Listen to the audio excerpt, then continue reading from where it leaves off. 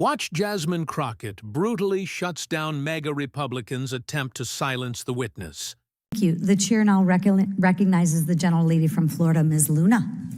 The Centers for Medicare and Medical Services has proposed a new rule that would reinterpret the term lawfully present to expand taxpayer-funded federal health benefits, specifically Medicaid, Affordable Care Act healthcare coverages, and the Children's Health Insurance Program to DACA recipients.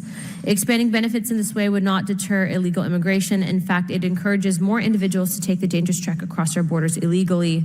And to put the cost of illegal immigration into perspective, illegal immigration has a net cost of approximately $151 billion per year.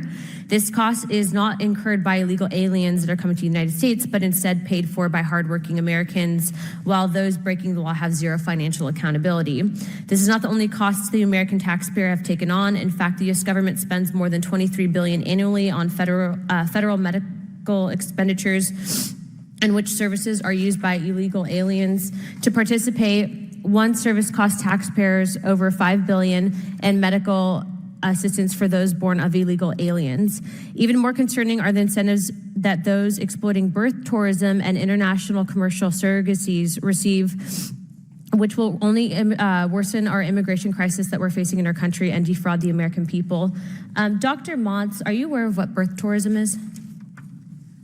I'm sorry, could you repeat the question? Are you aware of what birth tourism is? No. Okay, so birth tourism is when a pregnant woman will come to the United States, basically about to give birth, have their child here. They might not be a citizen and then ultimately end up leaving the country. Meanwhile, the child will receive citizenship status.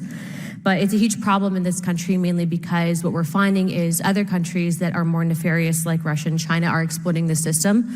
Are you aware that some nations that are participating in these illegal activities in exploiting birth tourism and international commercial surrogacy practices are from Russia and China?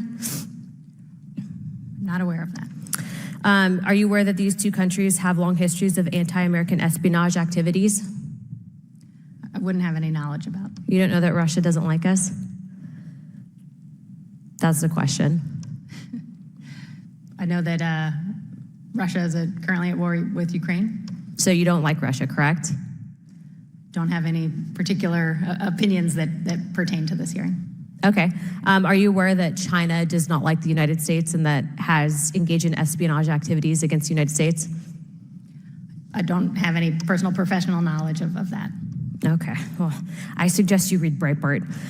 Do you believe that allowing these practices puts the national security of the United States at risk? I don't believe so. You don't believe that allowing a country that engages in espionage against the United States, exploiting birth tourism, could potentially open us up for risk? I don't have the professional knowledge to opine on that issue.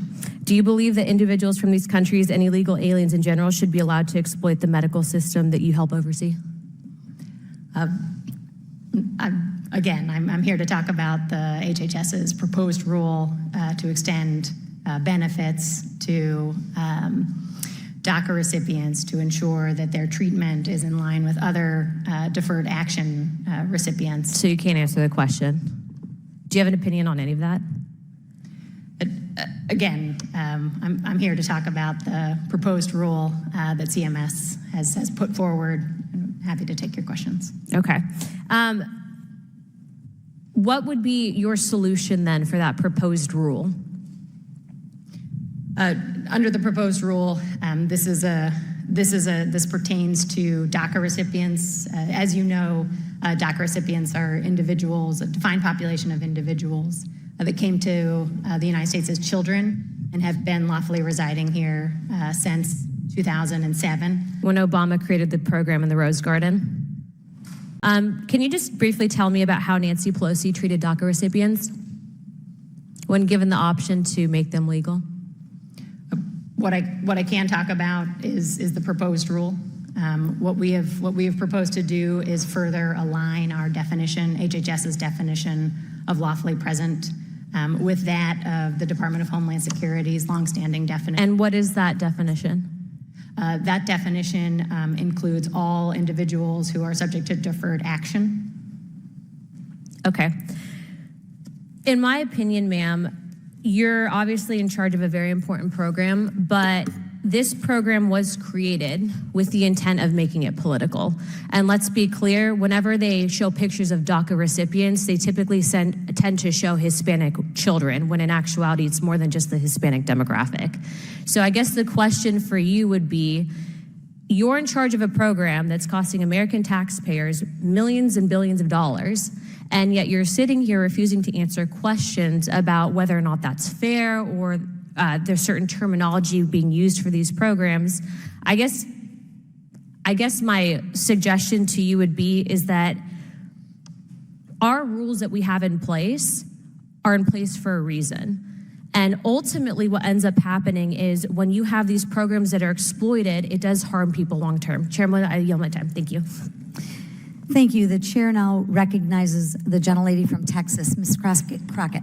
It never ceases to amaze me what will come out of some of my colleagues' mouths. So it was suggested that you should read Breitbart, and I couldn't let it go. And so just for the general public, because I don't want anybody to believe that that's a good idea, I just got on Google, which if you have a cell phone, we can all do that. Breitbart News Network is an American far-right syndicated news, opinion, and commentary website founded mid-2007 by American conservative commentator Andrew Breitbart. Breitbart News content has been described as misogynistic, xenophobic, and racist by academics and journalists. So I don't know that that's where I want anybody to take their cues from, especially when they're trying to run this country. That part. And then let me clear up another little part real quick. DACA is political, is what I heard just now. Just to be clear, you've testified that DACA recipients are considered to be lawfully present, correct?